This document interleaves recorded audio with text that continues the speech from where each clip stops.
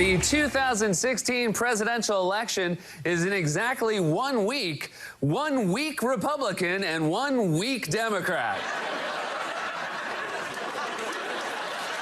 The polls are tightening. The latest ABC News Washington Post, let's say Sunglass Hut poll, has Donald Trump moving ahead of Clinton by 1 point as enthusiasm declines. Though, to be fair, anytime Donald Trump gets close to a woman, enthusiasm tends to decline. This is weird. Yesterday, Ohio Governor John Kasich revealed he voted early, and it was for John McCain. Yeah. Yes. Apparently, some people voted as early as 2008. Republican donor Charles Koch tweeted a photo of himself dressed up as Darth Vader for Halloween, and Bernie Sanders responded with a photo of himself holding a lightsaber. People were like, damn, Yoda got old. And he goes, no, that's... Headlines and punchlines to help you get over the Wednesday hump as we continue here on America Talks Live. Remember, you are invited to join us in the conversation. You can call us at 1-877-639-7629. That's 1-877-Newsmax. Still hanging in here at the anchor desk, the cop and the consultant, former Florida police detective Tom Whatley and political commentator and consultant Clarence McKee. And just to preface this, gentlemen, let's do a little poll watching, first nationally with the polls that are out, and it's very curious. These polls, the Investor Business Daily tracking poll, ABC News Washington Post tracking, and Rasmussen have it all tied up. It's worth noting the LA Times poll today, that tracking poll, has Trump up by 7. But of course, you win the election not with a national popular vote by state, instead with the Electoral College. North Carolina's numbers. According to the WRAL Survey USA poll, look at this. Donald Trump, do the math, a 7-point lead over Hillary Clinton. 3 weeks ago, Mrs. Clinton was leading in this same poll by 2 points. Clarence McKee, it looks like changes are coming to that battleground state to the point where the Clinton campaign and some of the folks working with the Clinton campaign are starting to react there. They're very, very nervous. That's why Hillary brought out her favorite Miss Universe to blast Trump yesterday, to bring the women in, calling him all kinds of names. North Carolina is a very, very important state. And if the gap is that big, and I kind of trust the WRAL poll more than I trust some of the network-related poll, but between that and Investor Business Daily, I think she may have a lead in the Electoral College, maybe about 40 or 50 points, 285 up to 3. 6 days, a lot can happen. I remember back with the Reagan campaign in '80, he was behind 9 or 10 points at this point, and he had it in a landslide. I think the way it may turn out next Tuesday is it's either going to be a sliver for her or a landslide for Trump. Well, yeah, what do you expect to happen, Tom?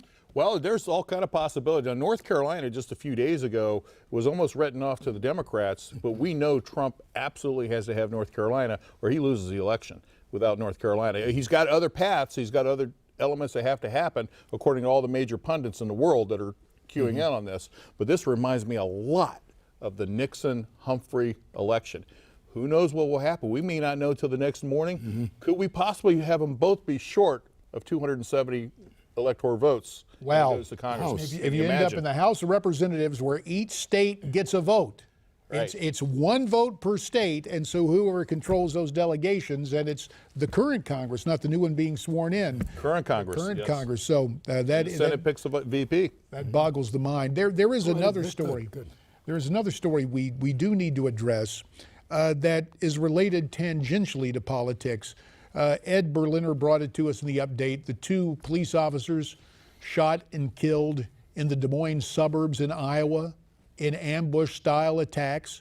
As Ed reported, we're repeating, the police have the suspect, Scott Michael Green, age 46, in custody. Tom Whatley, you have walked that thin blue line. The whole risk facing cops today.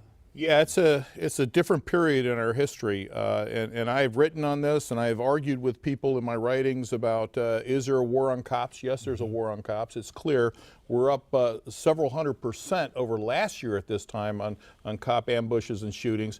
Look, we've got 20,000 names on that police wall and the memorial wall in D.C. In year 2014, which is when they last kept the stats, there were over 15,000 assaults on a law enforcement officer. There's only 900,000 of them.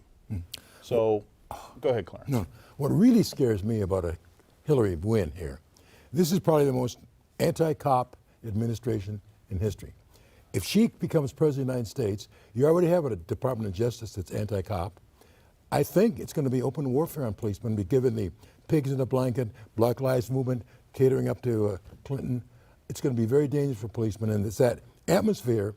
And I think it's going to be open season like we had in Dallas, what's going on here. They'll say it's okay to go after cops. And to think it happens in Iowa, in America's heartland, this is shocking. Sergeant Paul Parazek of the Des Moines Police Department stepped up to address this last night at a press conference. Here is what he had to say. It doesn't look like there was any interaction between these officers and whoever the coward is that shot them while they sat in their cars. That's the best we got that we can explain the scene right now. So he calls the assailant a coward. Mm-hmm. You know, Clarence, I think back to early in the stewardship, if you want to use that term, of the previous Attorney General. Oh, yes. When he decided to tell us all that as Americans we were cowards on the subject of race. You remember that? Oh, it was February, it was Black History Month. President Obama had been in office for about 10 days.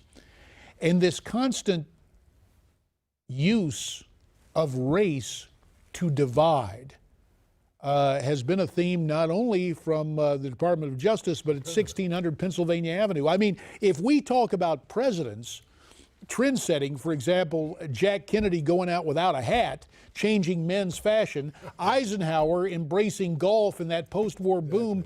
This guy is a golfer, but also as a former community organizer, he is just a street agitator. He never gets away from this, does Mr. Obama. He's the agitator-in-chief. Divider-in-chief. Listen, he was going to be president of all the people, most biracial, post-racial presidency. Every time he has a chance to exploit the racial issue, he does it because he's not doing anything else. For example, if I had a son, he'd look like Trayvon Martin. The police in Cambridge acted stupidly. You don't hear them saying a thing when cops get killed too much. He doesn't go to their funerals. I would love to see Mr. Trump go to Iowa and talk about this whole law enforcement issue. But he has been Holder constantly, going to Ferguson. That's why you have the Ferguson effect. They've intimidated and they've made the division between blacks and cops even wider. And Tom, I want to get to that whole notion of cops holding back because of the Ferguson effect. Eric Holder, with that early comment, has continued playing a Ferguson. Loretta Lynch now in the job saying, actually offering rhetorical support to the protesters. We want to go to the phones now at 1-877-NEWSMAX, 1-877-639-7629, to the Keystone State of Pennsylvania, where Sheila is standing by. Hi, Sheila. Hi. What's on your mind? Oh, a lot about this election. I'm very upset to see Obama out there campaigning when he should be in the White House worrying about police security and a nuclear bomb that's coming after us. Hillary has half of the White House campaigning for her. So if she don't win, there's going to be something drastically wrong. Well, she does have a lot of surrogates, including the campaigner-in-chief. We see him there in his state visit to the United Kingdom with Queen Elizabeth. And he certainly has brought through executive orders and his mindset a type of notion that he is royalty as well. But you know, look, a president, in some years, presidents stayed out at the behest of the nominee of their party. But Obama is just full tilt ahead. LBJ may have complained that Richard Nixon was a chronic campaigner.